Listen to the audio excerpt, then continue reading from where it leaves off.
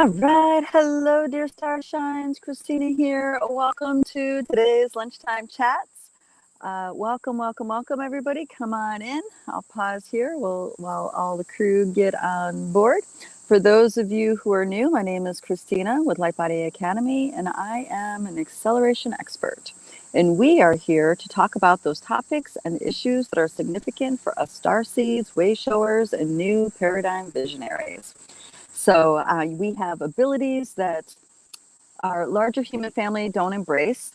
And therefore, we have, because of these abilities and capacities, we have very different perspectives, very different ideas of what's going on in the world around us and the challenges that they are posing. So I am here to give, to the best of my ability, a liberated perspective on these pieces, on these challenges and other sorts of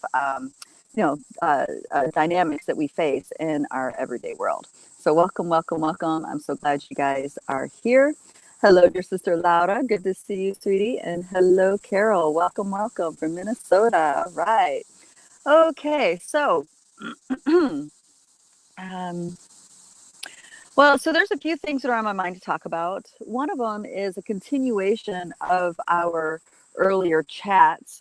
I don't know if it was last week, maybe it was the week before, and we talked about dear sister Felicia talked about the use of words and how words are like spell casting, and we're often taught that the meaning of a word is the opposite of how it really is. And because of that, it's considered spell casting, and it undermines things that we want, undermines our intent, stuff like this, our manifestation. So I've been thinking more about that, and I want to chime in on a whole nother way to be looking at what's going on with that. Because at the time, I was expressing that that's not necessarily where I dwell or where I really place a lot of awareness in. I mean, we're always, as multidimensionals, we're always trying to find language that's accurate in describing certain perspectives, certain ideas, concepts, stuff like this. But the wording thing and being careful how the spell casting, I really didn't put a lot of energy into, but I have friends that do. So I want to just, go into that a little bit more. And the reason why I want to go into that more is so you guys can see where you are at frequency wise with your manifestations and where you're sourcing things from. I think this is really helpful for you guys to touch base with that. Hello, dear sister Laurel. Good to see you, darling. And then another thing that has been brought to my awareness just this morning is there was a post earlier by Beverly in our Rise group that was describing a person's experience that labels themselves as a walk-in. And she was wondering if my definition of, or what I understand as a walk-in, matches this. And it does. So I want to just kind of talk about that a little bit more, because I think I'm not an authority on the whole walk-in experience. I'm not an authority on that, right? I think that some of these ideas or the spectrums of what we call walk-ins could be perhaps self-determining.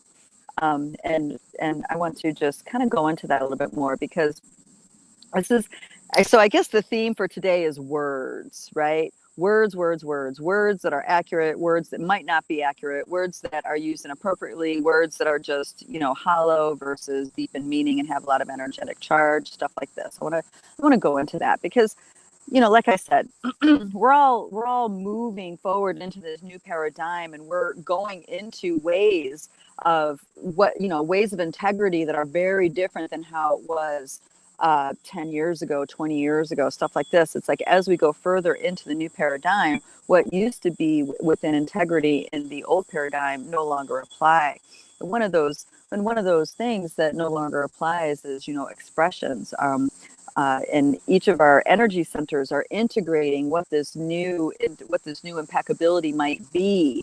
And I feel like impeccability of word is a level that a lot of us are working on, indigos and starseeds, and those of us who are awake on other levels, right? Hello, dear sister. What am I doing? Sorry, young trick named Jim. Welcome. Let's call you sister. You probably were at another time, but hey. Anyway, so let me dive in. So if you guys recall the conversation, it was talking about want. Like I used a word, and then someone brought up the dear sister Felicia brought up this word about the word wanting is rooting in lack, and then we're polling for other ideas, other words that could be using that maybe aren't in there. So let's go. So for me to explain my ideas around that, we need to step back a little bit and think about the different nesting dolls that are creating our reality right now. Okay. So we have our 3D nesting doll. That 3D nesting doll is nestled so beautifully in between the telluric realm, the 2D field, and the 4D field, time, space, collective, conscious, collective ideas, thoughts, stuff like this. And then an outer nesting doll to that is the Akasha, the soul's journey, and this is what a lot of people are calling 5D. So the 3D is nestled inside 4D, which is nestled inside 5D, right? And then we have that nestled inside the light geometry that is the light shape behind all form, and then the nesting doll outside of that is pure frequency, which creates shape, right? Which creates form. So if you are in that nesting doll, layering keeps going out more and more and more. Usually I stop with the 9D field because that's the edges of the Milky Way galaxy. And a lot of what we're working with as far as humans awakening, the bare minimum is to wake up to your own galactic mind, your own levels of who you are as a galactic entity. So this is where you get people feeling like they are from different star systems, different galaxies, different dimensions, all this. So when you wake up to an aspect of you that maybe isn't on the Galactic Federation or Intergalactic Federation, that's you waking up to your 8D self, that isness, right? And then there's beyond that, which is the 9D field. So that's waking up to you actually being a divine presence, such as a bodhisattva, such as a bodhi. I'm sorry, I didn't say such as a Buddha consciousness, or such as a feminine creator consciousness, stuff like this. So all of these nesting dolls work together in our reality. Now we are these humans, and we are inundated with matrices of reversals and inversions and stuff like this, and it makes it really difficult for us to navigate in alignment with our true nature, be an unhindered, unfettered expression of our inner essence through this biosuit because of these matrices, right? And of course, words is part of those is part of that matrix, and I would call that wording is part of the 4D matrix. This is that spell casting, right? So, for example, if you guys want to dive deeper into this, by the way, I want to highlight in that conversation a couple weeks ago when we were talking about words, I mentioned a dear star shining Sheen that really knows a lot about this. Well, she caught that chat and posted a really thorough post on alternate wordings. If this is something that is where you're at and you really have a passion for it, or you're really drawn to it. And that post is in our Rise of the Multidimensional Human group on Facebook. And I'm going to see if I can copy and paste it, because I just saw it recently. Copy and paste it into our Telegram group for those of you that don't want to involve yourself with the Facebook game. I understand. So I'm going to copy and paste it so you guys, for later reference, you can check it out. But words in general to me are a 4D field. It's part of the 4D field. So it's also part of the 4D reversals and inversions. So that's why we have all these words that we use that have a connotation historically to something in the very opposite. So and that's because we understand words to be what they are, because we all agree that that's what they are. Now, there was a really fabulous movie made way back when about the making of the Webster Dictionary. Oh, no, it was the Oxford Dictionary, right? And this was in actually, I can't remember which century it was. I think it might have been the 1800s, maybe earlier. But how they compilated that dictionary is that they did it through writing letters to scholars and readers all over the country. And this was in the UK, all over the UK. And they wrote back giving the definition that they understand a word means, and in it references to literature of how they got to that meaning of the word. And so pretty much it was consensus. The Oxford Dictionary was a collective consensus of what words mean. Okay. Now, if you go into the etymology of words, you can also trace it like a word's origin. And of course, in the English language, many of our words' origin come from Latin, Greek, and Germanic type languages, right? And those, so that's another way to also track the meaning of a word is through its etymology. So that also still is based on consensus. Okay. So because of that, that is why I'm talking about words. Our language is a 4D construct. It's a 4D field that we're drawing upon. Okay. So if you use words completely differently than how other people use those same words, you guys aren't going to understand each other because you don't agree about what they mean. Can we all agree on that? Do we have a consensus? Okay. So diving in deeper, diving in deeper to that, you guys have also heard languaging in the Lightworker world, in the Starseed community, about manifestation, manifesting through the 4D field, manifesting through the Akashic field, and that perhaps even manifestation is becoming instantaneous for those of us in a particular frequency. So I want to talk about why that is and then jump into this other part.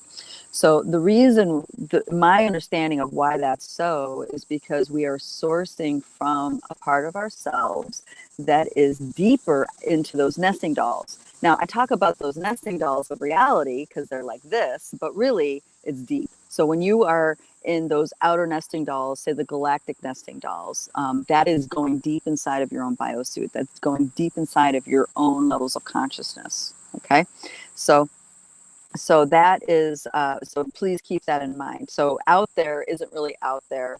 It seems like it's out there, but it's actually going deep, deep, deep within. So those of us sourcing from deep aspects of our being, like our galactic mind, sourcing from our isness consciousness, sourcing from our soul song, when we're sourcing our intentions for creating things, for doing things, manifesting things, these days, because of the way the frequencies have shifted and so much of these reversals and inverted matrices have collapsed, pretty much it becomes instant. It becomes instantaneous for us to create something, to manifest a situation. Synchronicity becomes a way of life more and more and more, the deeper from within yourself you source. So the trick is we don't really know who we are. We think we are who we think we are due to our upbringing, due to our conditioning. And very often that conditioning is teaching us to behave the exact opposite to our nature. So it takes some time. It takes time diving into a deep spiritual journey to unravel the illusions of who you think you are and start living in your authenticity about who you really are. Okay, so there's some layers in here. And when you are in the process of creating things that, you're not sure if it's coming from ego driver or from your authentic self, this journey through the use of words can be very, very helpful. And also I want to tie in magical workings into this as well. So I belong to some other groups of people who embrace the label witches.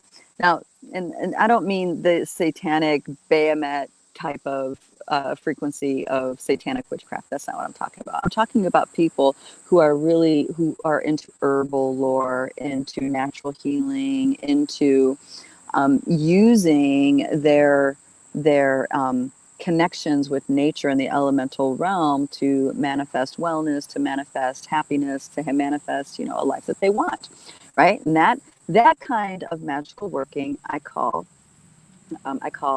outer circle magic, right? So that's where altar keeping is a part of that dynamic. I know I'm kind of bouncing around. I'm going to tie it all together, I promise. So altar keeping is a form of outer circle magic. Whether you have a closed altar or an open altar, doesn't matter. Having an altar space where you cultivate a hyperdimensional space, that's an altar.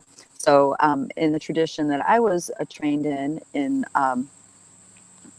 we were trained in a closed mesa, which is a closed altar tradition. And that is where, the altar, unless it's you're opening it for a specific reason, for a specific purpose, for a meditation, for a healing or whatever, it stays closed. You carry it, it's a mobile altar, you carry it with you in a mastana, which is like a something you would swaddle a baby in, and that's your altar. Now there are more stationary altars, of course, that have like people have altar rooms where they have all different sorts of altars. Maybe it's an ancestral altar, maybe it's an altar to certain elemental beings, maybe it's an altar for fairies, maybe it's an altar for leprechauns. You know what I mean? There's all sorts of altars, and you can have many things happening on one altar. Or there's some traditions that teach you about cultivating very specific altars and how to maintain them. Either way, that's still part of the outer circle magic dance. Now, altars are really profound because it's a way to engage in your outer world to create a hyperdimensional space, which is so, so important for an awakening human these days. So you can even have contact with the unseen world, let alone create a beautiful relationship with the beings of these unseen worlds, right? So in this way, an altar is a absolutely indispensable outer circle magic tool to waking yourself up in this world, right? But there is a point in time where and this was how my journey was, there was a point in time where our teacher started planting seeds, saying things like, well, there would be poetry involved. So indigenous languages, I don't know if you guys know this, indigenous languages, the ones that I've been exposed to, they speak in poetry. It's not a direct language. It's a language of metaphor and poetry. So the metaphor they would give us is, a novice with an altar. Now I can't even do it, how beautifully they do it, but they would talk about the novice with their altar doing this beautiful dance, next to the river with the stone people and with the tree people. And there's this beautiful concert, and the novice is in this excellent, graceful orchestration with all of nature around them as they create this magical workings, whether usually it's in the guide, some sort of healing or blessing of some sort. And it's spectacular to watch, and it's inspiring to watch, and it's heartwarming to watch, and it's something that one feels lucky to have witnessed. Okay. But then they would say, and masters are so boring because they are doing the exact same task, but all they do, there's no altar, there's no dance, there's simply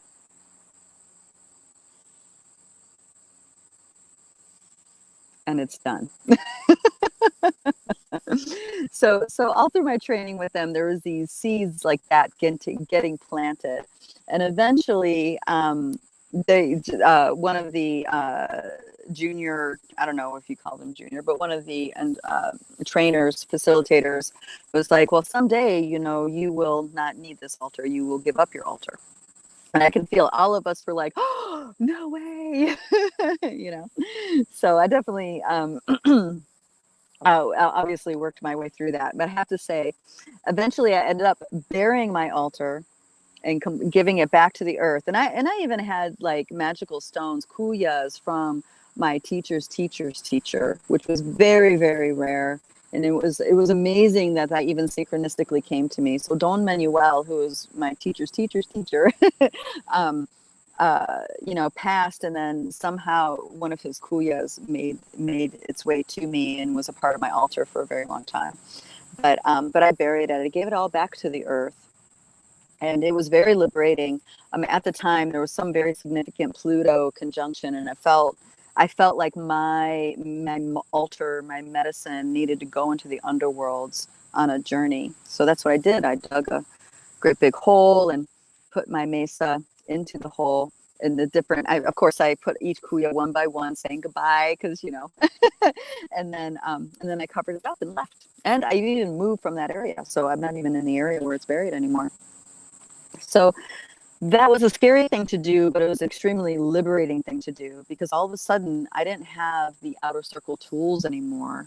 I was faced with, working differently in a way that I never imagined possible, in a way that I never knew how all that stuff, right? So it was like it embarked me in a whole nother journey, and I'm so glad that I did that. So why am I talking about words and outer circle magic and all this stuff? It's because, we're going into this new paradigm, and how we create things, the rules are changing. The rules are changing completely. And that means we need to change with it. And for me, I feel like this is touching on why so many light workers, oh my gosh, there's turkey vultures collecting right here in front of me. The sky's right in front of me. Why? So it's in the new Lightworker world, Starseed world, I feel like this wording of ascending into the 4D, ascending into the 5D, which I feel is a total truncation of understanding. But I feel like this is why those words are out there. This is why that understanding is getting conveyed, is because how you create things with outer circle magic is completely different than how you create things with inner circle magic, which starts at the 5D field, starts at the soul's journey, in my perception. So I'm going to pause there and get to some of these chat, because there's a few different conversations getting started here. I'm going to pause there, and I'm going to pick it back up. And I'm going to pick it back up with that whole manifesting in those different frequencies and ways between inner circle and outer circle. So let me scroll up and say hello, dear darling Starshine. All right, young Turk named Jim says, I jumped in. I heard Christina talking about words. I've been talking to my wife about how restricting words are, besides being spellcasting. I feel like the English language keeps us down. Yes. Oh, you know what? Ray Ellen's not watching this, but if she does, maybe she'll add to the comments. There is an amazing book that was written by a linguist, and he talked about this exact same thing, that your language that you grow up with, a lot of them are dumbed down. So English is one of the languages that dumbs it limits. Actually, it's a limiting language because it's very direct and it's linear. You know how I mentioned how indigenous languages, the ones that I've been exposed to, are really poetic and metaphor.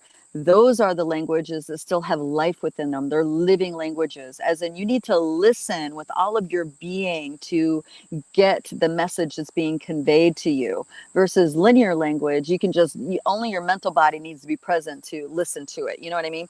Any additional transmissions or any kinds of sentences or verbiages or whatever that requires imagination, all that stuff is not a default part of the English language. This is why poetry is separate from stories, telling a story, being direct. So the language of English is definitely limited. And in that book, he talked about the most expansive language for the mind is, drum roll please, I know you would think it might be Chinese or indigenous languages, but it's actually Romanian. Romanian is the language that is the most expansive, and it has all of the sounds within it. It has the tonal sounds. It has, there's different languages have different default sounds to them.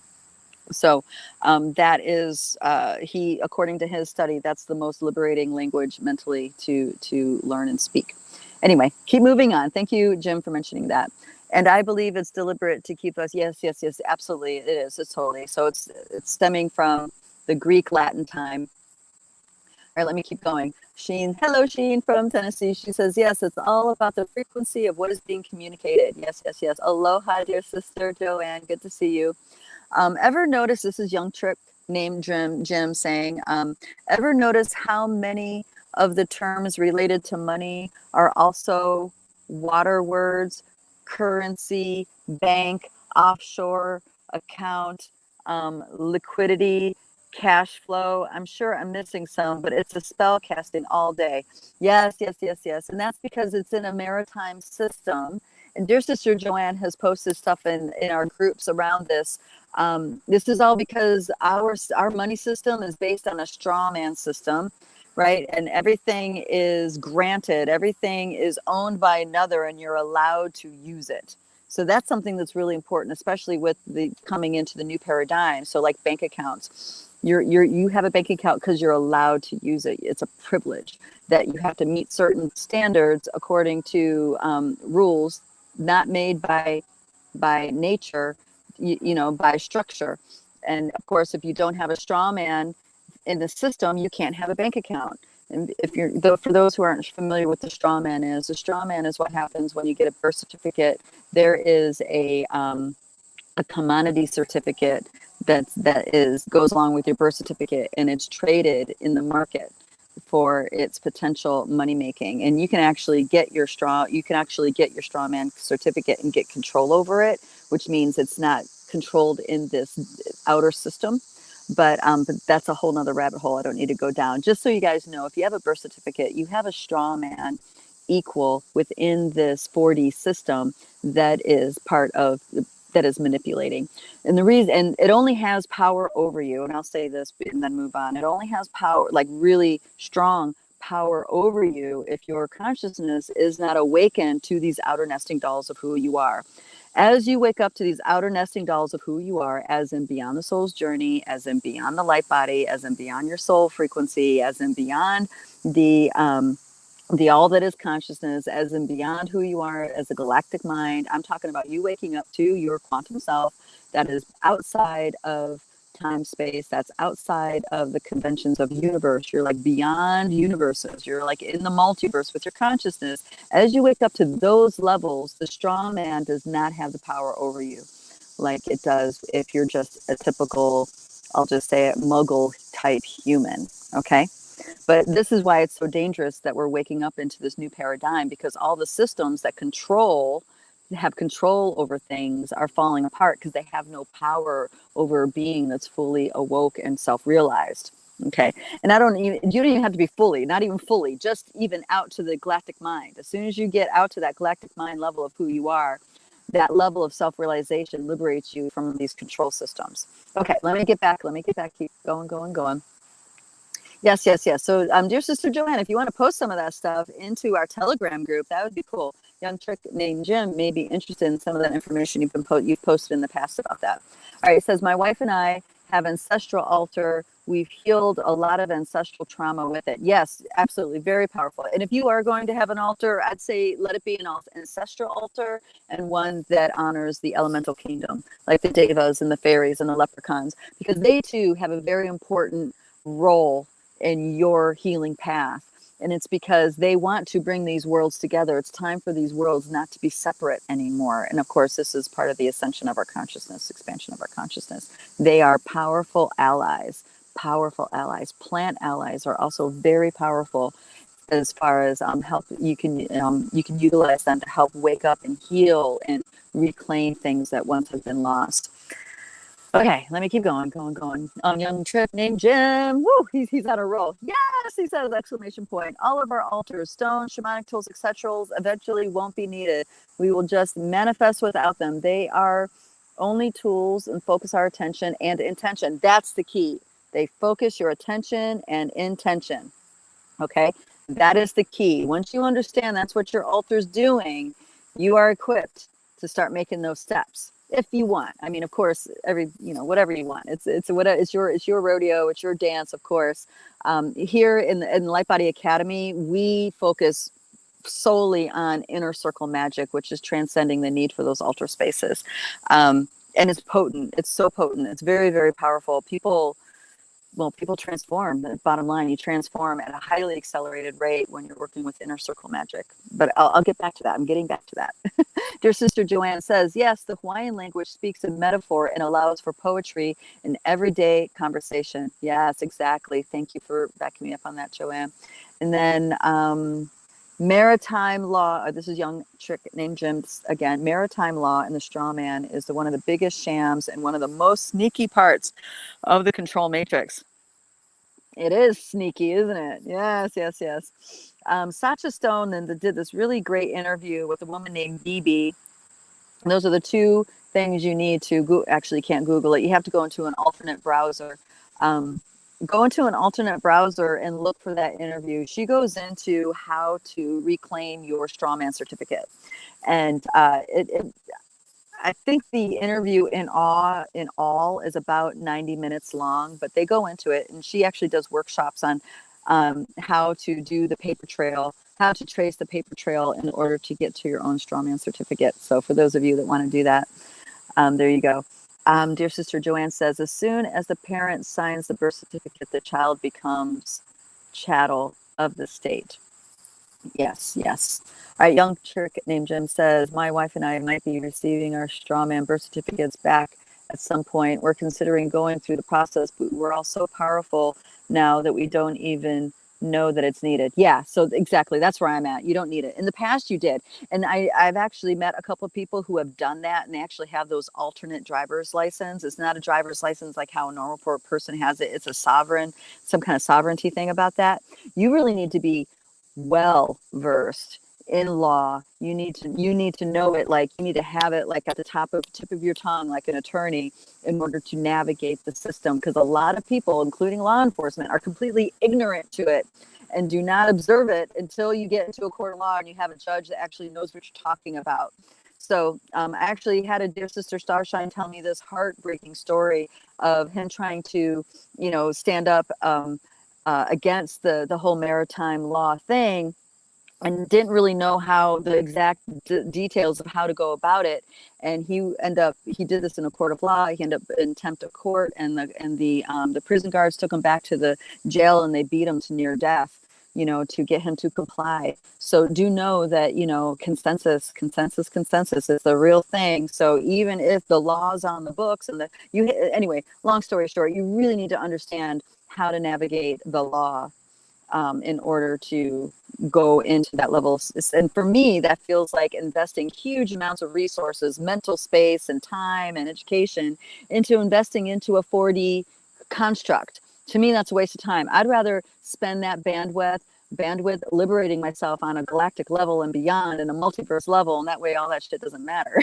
You know what I mean? So it's all according to what drives you, right? None of it's good, bad, right, or wrong. If that could be part of your liberating process, because some people, participated in creating that, and they are here in this life to figure out how to uncreate it for themselves, right? So in that case, that's a really important Akashic level of experience to come full circle for somebody. So I don't want to say don't do it if your heart's saying to do it. Your unraveling journey is unique to you. It's unique to us all, right? So just because something really is on par for you, it doesn't mean that it's going to be on par for the person next to you, because you don't know what their Akashic field is. You don't know what their hangups are in the 4D. You don't know what their agreements are. That's a journey that they have to figure out, and that they need to liberate themselves with. Okay. All right, dear sister Beverly, hey, she's joining the conversation. She says, yeah, you have to study it intensely. She's talking about the sovereignty thing. You can actually get in serious trouble, like prison. Gemstone University YouTube channel is a good resource on this, but it is a long rabbit hole. So she's giving you guys a heads up. It's Gemstone University on YouTube. That's what she's referring to if you want to go into unraveling the Strawman game. Okay, so let me get into this this manifestation thing and words and all that stuff.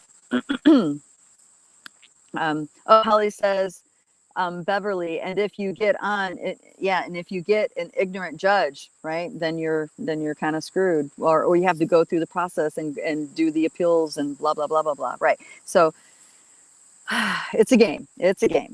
Anyway, let's keep going. So getting back to that manifestation thing. So if primarily your conscious engagement is in the outer circle magic, in the 4D field, not that you don't know the ways to unlock it, you do probably, right? But if that is the primary where the most of your bandwidth is working a technique, working a system, working a tradition, working an understanding of how to utilize things externally to create what you want, to bring to you what you want, stuff like that. That is, I would say, that's manifesting using 4D tools. Those are 4D tools. Even though I did say altars are hyperdimensional spaces, they absolutely are. But if your own consciousness isn't beyond the collective matrices of distractions and rules and belief systems and stuff like that, it doesn't matter how powerful your altar is, because your own consciousness can't go past a certain point in your understanding. So if that's how you are working, those words are going to mean a lot. You sorting out the right word, the frequency, you going down the rabbit hole of language, you going down the rabbit hole of consensus of what words mean, combined with etymology, all that stuff, then that's gonna make or break your spell, so to speak, your spell casting, right? Your own spell casting. Because if you use, because I see a lot of people do magic for manifesting money and stuff like this, and it can work. Sure, it can work, but what I'm saying here is that you're meddling in a 4D field, because money is not a hyperdimensional currency. It's not something that's sourced in a galactic value. It's not sourced of anything of value in the 8D field or the 9D field or your light body field or your soul's journey field. It doesn't actually have. It's not sourced from anything of value within those outer nesting dolls. So it's a very limited kind of resource. Okay, it's a very limited kind of abundance. So if you're using hyperdimensional spaces to manifest money, you're using a major power tool for something you can do with a wrench, if you get the metaphor on that. So it can work. It absolutely can work, as long as you're not working against your own spell casting, because that's a whole nother level. When you are working in these outer ways, and then these ways won't work if you are working against it somehow, like you don't recognize how you're actually sabotaging or how you're resisting, you know what I mean? That's the weakness of working with outer circle magic, is that it doesn't turn the inner eye in deep enough to recognize how you are actually creating the circumstance that you want to change, right? So there's that kind of dynamic involved. But for those of you here, those of you listening to this conversation, you're a starseed, you're a visionary of the new paradigm, you're a way shower of the new paradigm. You already have encodements within your being. You're heavily encoded, and chances are you've already started activating those encodements. You have a capacity that's far beyond that 4D manifestation stuff. You have a capacity that goes far beyond that. And this is really what I wanted to convey to you guys, okay? Because there are plenty of times when I've heard people, like someone, wanted to do something, and they're like, oh, I don't have my tool. Oh, I don't have my crystal. Oh, I don't have my this. I don't have my that. Okay. So when those circumstances start happening more and more and more, I'm feeling like that is your soul, or even your essence, indicating that it's time to get out of the box. It's time to get out of the box of how you think it should be done and start exploring more into the unknown. And this is where you start stepping away from the outer circle magic and start going into the inner circle magic. The inner circle magic, it doesn't matter. It literally doesn't matter what your words are. In fact, it could be in complete silence. Okay. Inner circle magic, it doesn't matter if you have an altar space or not. It doesn't matter if you have the right crystal. It doesn't matter if you have the right formula or the right herbs, or all of that is completely irrelevant. Now, you can use them in conjunction with each other, and that is really cool, because you can actually see how you influence the elements. And let me tell a quick story about that. So when I was first introduced to working in inner circle magic ways, of course, the person didn't call it that. And to this day, I don't believe she calls it that. But what we did was we brought her into one of our outer circle ceremonies. We used to have ceremonies on a regular basis, like a fire ceremony, but without a fire pit and stuff. We would do it with like Epsom salts in a metal bowl with alcohol, so we can have fire present, but without like an actual burning of the fire, stuff like that. And she came in and she did an inner circle workings with us, clearing blocks that were in alignment with our intention for that ceremony. And this is the cool thing. This is the really cool thing. All of the inner circle work that she did with us actually influenced and manifested externally with the elements that we brought into the ceremony. For example, when you burn a fire without wood, and you're using Epsom salt and alcohol, that fire will only last a certain amount of time. And because the alcohol will burn up and then the fire goes out.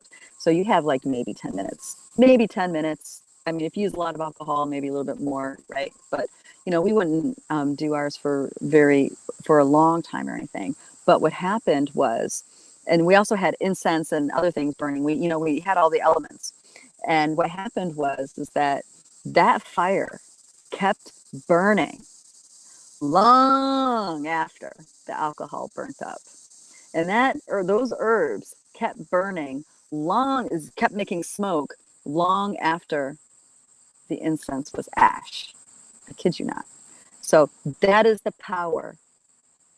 That is the power of inner circle magic. Okay, I'm going to say it's even more than intention. Intention is crucial, but it's even going beyond that.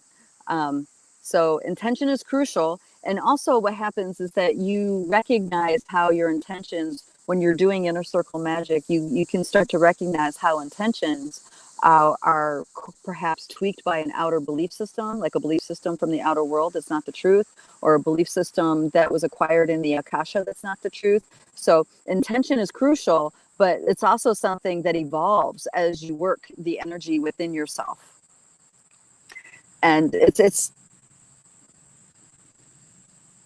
sounds really simple, and it is, but until you get comfortable perceiving in that level, it's not simple. That's the best way I can put it. And some of the people here that do inner circle magic, if you guys want to chime in at all to when you woke up to how it's manifesting in your outer world, that would be cool, because I know there's a few people here that really do this.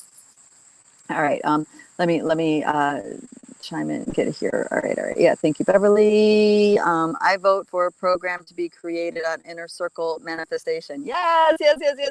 Oh, right. Yeah, so actually we have a facilitator series starting, and it's all about inner circle magic, but it's also about how to facilitate an inner circle process for somebody, right? So stay tuned. That's coming in the fall.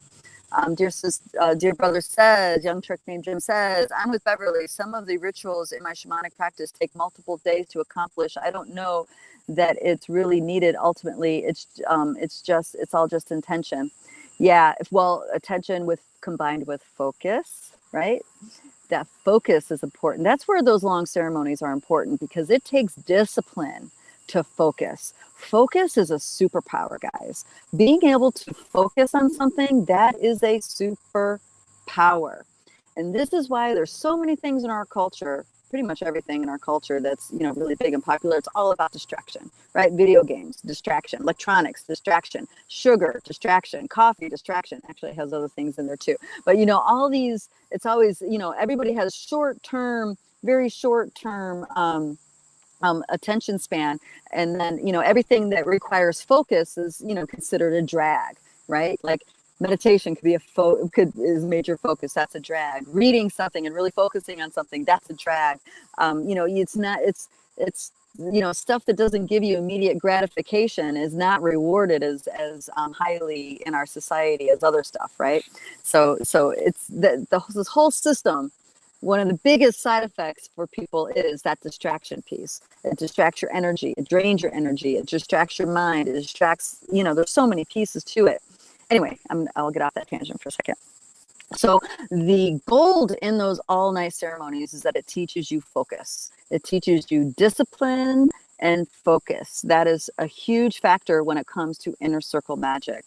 Because inner circle magic, it's all about your focus. And if you can't focus on something long enough to track it, to trace it, and you're not tracing big, obvious data sets. You're tracking and tracing whispers. You're tracking and tracing subtle feelings. So you not only need to be focused, but you need to be quiet in order to touch these things with your awareness. So inner circle magic, there's certain things that have to be in place. And I have to say the people that I've seen accelerate the quickest with inner circle magic have a disciplined meditation practice before they come. Not everybody, but I'm saying those that go that accelerate the most, the quickest. I already have discipline around the focus with meditation and so on. Okay, so all right, I don't want to get too, speaking of distracted, I don't want to get too distracted here. I want to finish my thought about this manifestation thing. I'm getting there. I'm totally getting there. In fact, our shamanic trainer accidentally did one of his rituals wrong by getting the moon phase wrong, but it still worked because he didn't even know he did it in the wrong moon phase. Oh, okay. So, yeah, moon ceremonies. All right, I won't get going on that. Really, all right. Thank you. All right. Yes, absolutely. There is no focus. The rituals benefits may diminish or not work at all.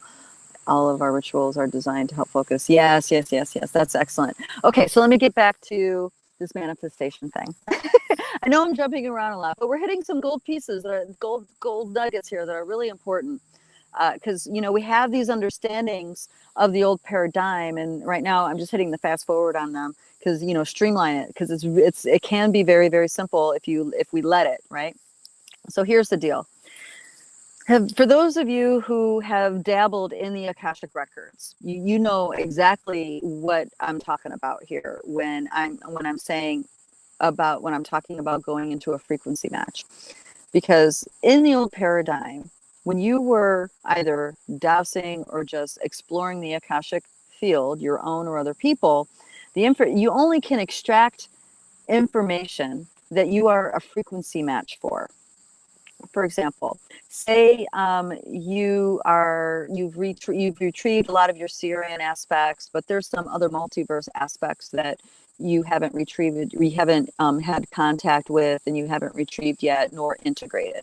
So as a reader, as an Akashic record reader, those multiverse frequencies within the Akasha won't be accessible to you because you're not a frequency match. You'll be able to track things beyond star systems and perhaps throughout the Milky Way, but going beyond the galactic may be something that you're not quite a frequency match for. Therefore, that kind of information won't be extracted in order to share with your client. Okay.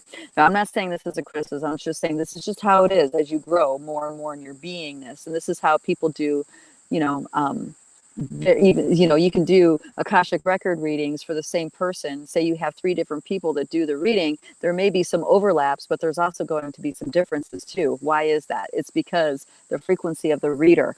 That's why that is. Okay. So when you are stepping beyond the 4D field, the 4D field of polarity, the 4D field of having to navigate, of having to sort through the reversals, sort through the inversions, expand your awareness, unplug from belief systems, unplug from all this stuff, and your awareness starts going into the 5D field, the Akashic field, as in the soul's journey level. How you create things, how you shift things is all about embodiment, the frequency you embody, right? So this language that a lot of the people in the Starseed leadership community and the Lightworker Wayshower world use, this ascending into 4D, ascending into 5D. I believe this is why that language is being used, is because quite literally the being of who you are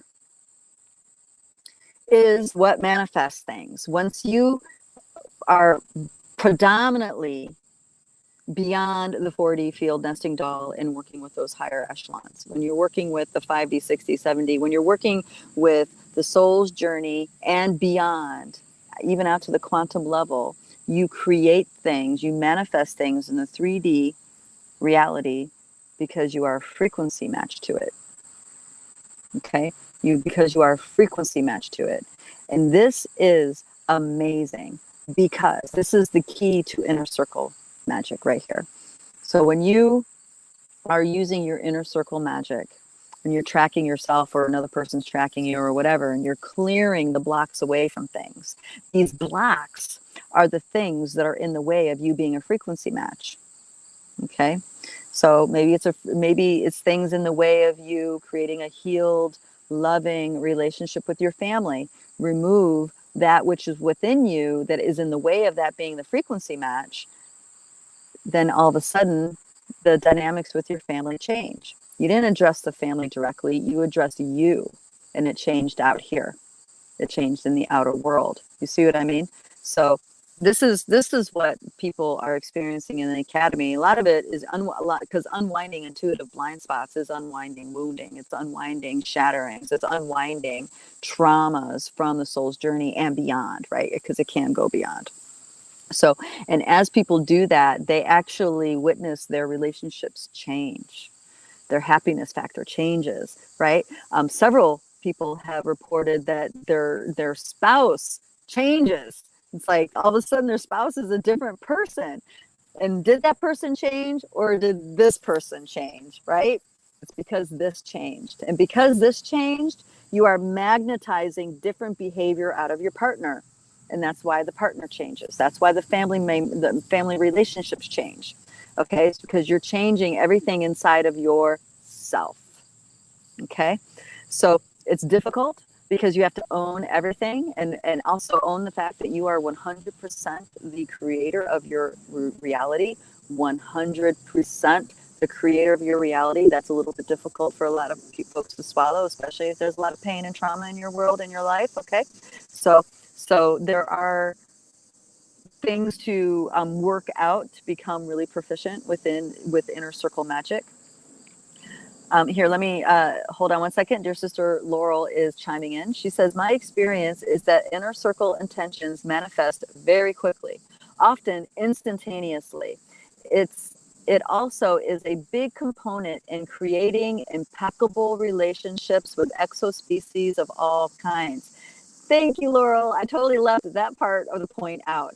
And when we're talking about exospecies, it's not just interdimensional beings we're talking about nature. We're talking about plant people, stone people, fairy beings, leprechaun beings, elemental beings. We're talking about the living, breathing nature around us, that level of exospecies as well. And of course, our star brothers and sisters. So thank you. That's such a huge, huge point. Thank you, Laurel. And then Laurel says, actually, let's make that a key component.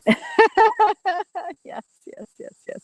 Yes, absolutely. See, you guys are on board. You guys hear what I'm saying with this. And of course, have your own connections with understanding of what we're talking about here.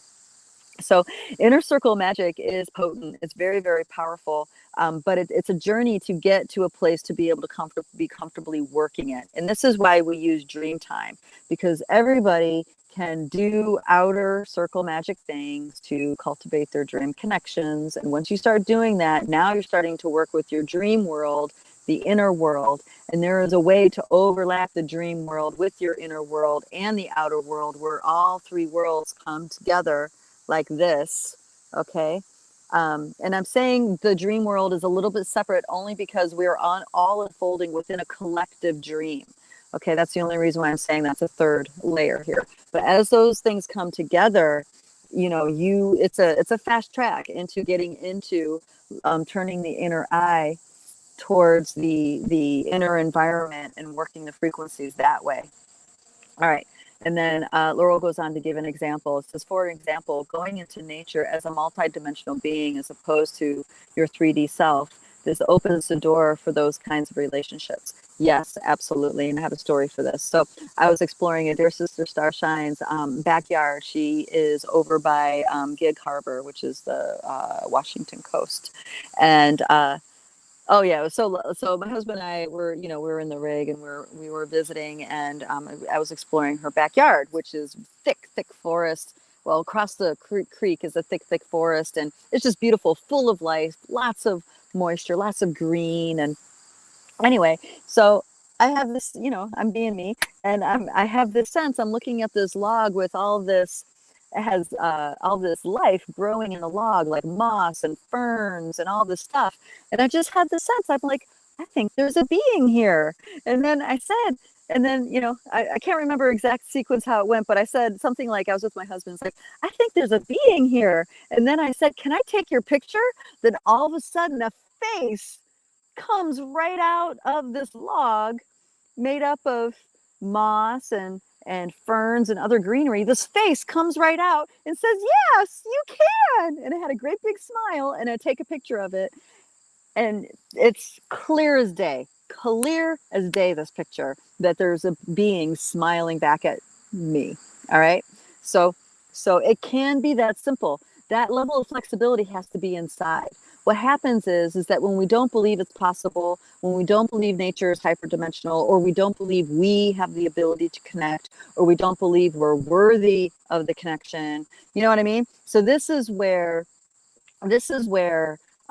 you start off the inner circle magic journey by unwinding intuitive blind spots, because those blind spots, are all cultivated by the lies of our 4D field, and of course the trap of our incarnational cycle, and the infiltration of the life review. We have all these things coming from the Akasha informing our subconscious, which is creating our reality. So we have to start unraveling those hangups and those feelings and those conclusions. We unravel those things, and then you become more and more and more your hyperdimensional self, until eventually you can have those healthy, impeccable relationships with any kind of being, corporeal or not, ET or not, natural or not, a tree being or a wind being or a water being. It doesn't matter. You'll be able to have an impeccable relationship.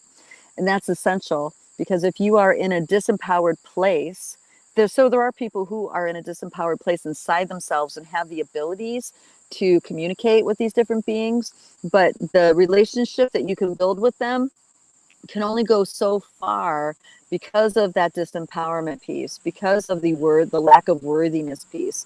And it's because we can't hold ourselves in the kind of space necessary for there to be an impeccable, equal relationship. Because what happens is that we start to venerate, or we put them on a pedestal. Like Sasquatch environment is a great example. A lot of people put them on a pedestal, and because of that, there's that relationship can only go so far. Not that Sasquatch don't work with those that have the potential to wake up to more, because they absolutely do, and they're very, very, very good at it. So if you are friends with a Sasquatch and you are and they're training you, they'll train you by dreamtime, by guiding you, by channeling. They'll train you in lots of different ways. Then they're doing that because they know that they're taking you, that you're capable of coming into that, working with that inner circle magic way. Okay. All right. Oh, thank you. He says, I love you so much. I missed the past few episodes, but really glad I made it to this one. Danielle isn't here right now, but I'm sure to rewatch the episode with her. Oh, thank you, darling. Yeah, well, thank you for being here. You're a great contributor into the conversation. Well, also on the Telegram thing, actually, you guys, all those messages that you leave and those thoughts, and I'm going to say this again because I don't know if I feel like I should say this again. I'm limited on the bandwidth that I have to be online. So the social media groups, like the Multidimensional Human Group on Telegram, and the Rise of the Multidimensional Human Group on Facebook, and the Multidimensional stuff on Instagram, I don't have the bandwidth to be at a high level engagement of conversation, but I do read them. And I make note of those conversations, because there's certain conversations that you guys have that things jump out to me that I want to talk about, that I think are really helpful for, to chime in. So do know that even though I'm not heavily engaged in typing out because of my limited bandwidth, I am reading it. I am thinking about the things that you guys are talking about, and I'm in spirit. I'm in the conversation in spirit, even though I may not be typing things out. But do know that I do absolutely see them and I read them, and that is all part of what contributes to this, what I'm doing here with the chats with you guys. Okay. And actually, young trick named Jim, there was something that you brought up in the Telegram group that I don't know if it was the last episode or the episode before I talked about. So I can't remember now exactly what the refinement was, but there was something that you said that put light bulbs on. And anyway, I elaborated further my take on that whole thing. So anyway, I really hope that this inner circle magic conversation was helpful, and this manifestation ideas that I'm talking about is more helpful for you guys. And it's, it's not about right, wrong, good or bad. We're all doing what we're doing. We're all doing what's right for us. There's no doubt about it. Your footsteps are guided, by your inner self, because you have that intention, that reflection, that desire to connect with your being. So there's no doubt. I'm just putting this in just to plant seeds, but also to maybe if at times you're feeling a little heavy or weighed down, or serious, about things, maybe this can help lighten you up a little bit, in the sense that that frequency match could be way easier than you realize. Thinking about all the ways you have to work with the external world to make something done, that can be pretty daunting. But if you get to that place where, okay, what kind of work do I need to do inside of myself to be a frequency match for what I want? Then it gets a little easier, because now it's all up to you, right? It's a little bit easier to recognize that it absolutely can and will come to you via synchronicity. Okay, that's the real magic. When synchronicity becomes your way of life, that is a fun, exciting way to live, for real. All right, I'm going to read a couple more comments, and then I'm going to say farewell to y'all. So, all right, I've been focusing my bandwidth as well. I just enjoy being in those chats and hearing people's experiences while sharing my own. Yeah, right. Absolutely. That's why that's there. Because I want you guys, because in that particular group, that Telegram group, there's a lot of very high vibe people that have a lot of integrity in how they communicate. And I love that. I'm impressed by that, actually, because I can feel how you guys are communicating. It's very authentic and real and respectful. And then dear sister Joanne says, yes, pedestals are all dimensions creating distractions. Yes, for one's own integral power. Thank you. I have to catch up on those previous episodes. All right. Thank you guys. All right. So I love that we were here talking about this. I really hope that this was helpful. If it was, please let us know and invite people, share these chats with people that you think might benefit. And of course, comment and like the videos, because that helps those algorithms, of course, so people can discover us. We're small time in the sense that, I'm not trying to be a great big huge YouTube influencer or anything. I'm just offering the support for the star seeds that are synchronistically finding their way to our doorstep, so to speak. So I really, really appreciate you guys chiming in and being a part of this conversation and making this a great community. I just love that. I really appreciate that. And thank you. Oh, dear sister Edna, hello, darling. So good to see you. Yes, I miss you. I miss you too. All right, loves. Well, so if you are interested in that inner circle magic journey, I encourage you guys to check out the Dreamtime Healing Project. And come fall, we're going to be doing that facilitator series starting in we're going to announce what that journey looks like in September. But that is a really potent program to really own and hone in your skills on not only working the inner circle magic for yourself, but actually how to facilitate holding the space and stuff like that, facilitating that inner circle magic for others. So that's super exciting to me, because I just want to see all you guys go out there, rock the world, and bring your best, do your best, and have the biggest impact you possibly can in helping our fellow brothers and sisters of this planet wake up to the miracle that this life is. So that's my highest hope for all this. Thank you guys. Mwah. I love you, and we'll see you next time. Bye-bye.